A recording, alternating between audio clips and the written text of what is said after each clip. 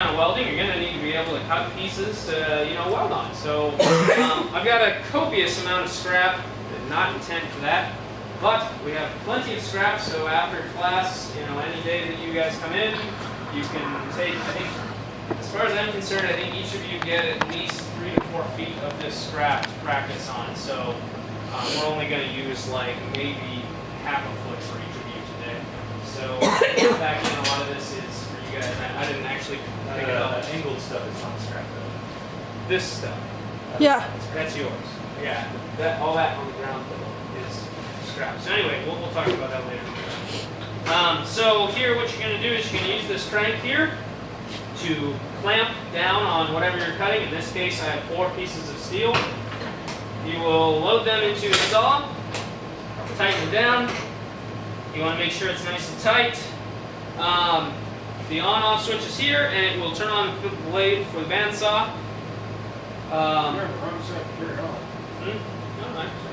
Anyway, if you have ever heard of people losing their fingers with a bandsaw, it's one of the most popular ways to lose your fingers. This machine would literally take 5 minutes to chop through your finger. You would have to sit here while it cut at you for 5 minutes. It's a very small tooth, and it goes very slow. It takes forever to cut through steel. But yeah, you would have to really be letting it cut your finger before it would cut you off. You will, however, chew up your skin very hard and cut you that way. So be aware that that is a blade, but it's not as dangerous as a wood bandsaw. Wood bandsaw will take your finger right off. Anyway, you shouldn't ever let it fall backwards. You should always hold it when it goes backwards or forward. You shouldn't ever let it fall. Don't let this be neutrally buoyant. There's a screw here that adjusts the amount of tension on this large spring. So when it comes down, it should have some weight. If it doesn't have weight, you're just going to sit there all day, and it'll take an hour and a half to cut through one piece. So you adjust this so it has a decent amount of weight. Now I want you all to come over here and feel how much weight's on here right now. Okay. It was mostly cubic, right? It should have a certain amount of weight to it.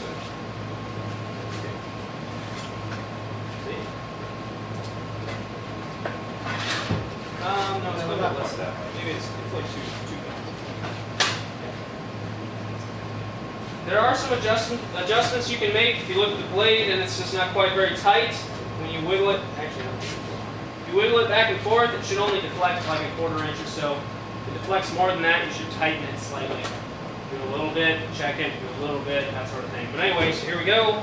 Fire it up. Slowly bring it down, and it will just sit here and go through.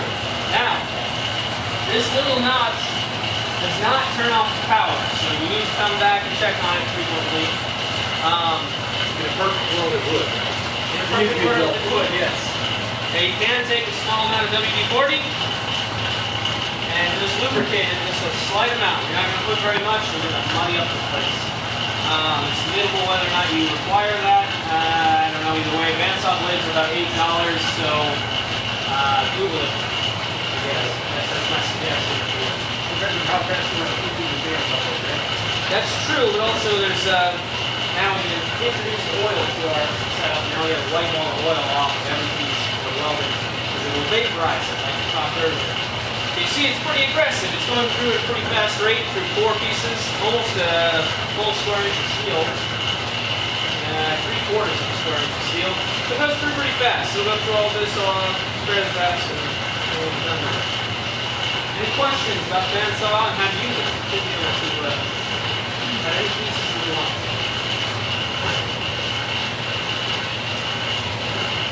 Where have we been getting bandsaw blades? You can get them from Home Depot, Lowe's, Ace Hardware. Also, you can get them from the web or Harbor Freight, who makes this tool. Harbor Freight has bandsaw blades. My opinion is you'll probably get a better blade from anywhere other than Harbor Freight. Harbor Freight wants to keep the best of it. Yes. This saw is from Harbor Freight. It's all cast iron. It's a pretty nice machine. The blades, in my opinion, you can buy a tool from Harbor Freight. It's not necessarily a bad thing. Like a bandsaw is not a bad idea. But consumables like drill bits, bandsaw blades, grinding wheels, anything that's consumable, man, you'll go through three times as many to get them from Harbor Freight. Like you'll try and drill a hole and all of a sudden your drill will snap and you're like, well, I bought it at Harbor Freight. That's Harbor Freight is in the harbor off from China. No, there's a store called Harbor Freight. I know. Oh yeah. Ha. Oh, it's different. I think it would be very difficult to find anything there that wasn't made in China. That's fair. That's fair. I can agree with that. Agreed. We're actually going to do welding on these. That's why we're prepping it. We want an extra quantity in the room.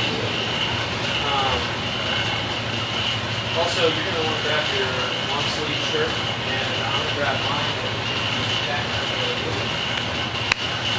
And then we'll proceed to the other room. Just 1 second here. So that's going to Hey, John. put it on the website. Hey, John. Or Ryan. Hey, Ryan. Nancy doesn't have long sleeves. What? Oh, do you not have long sleeve? I did not catch that.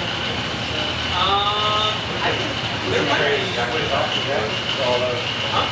You can probably switch off the deck, because while you're watching from several feet away, it's Is probably there not so bad. any chance you got another jacket? I think one of my van gets sweatshirt. Did you say we have a roller jacket there? Is that what you do? There's one. I've got one of my cars, you want me to go get it. I'm not sure how to do it. You know, roller jacket. We got a great big one.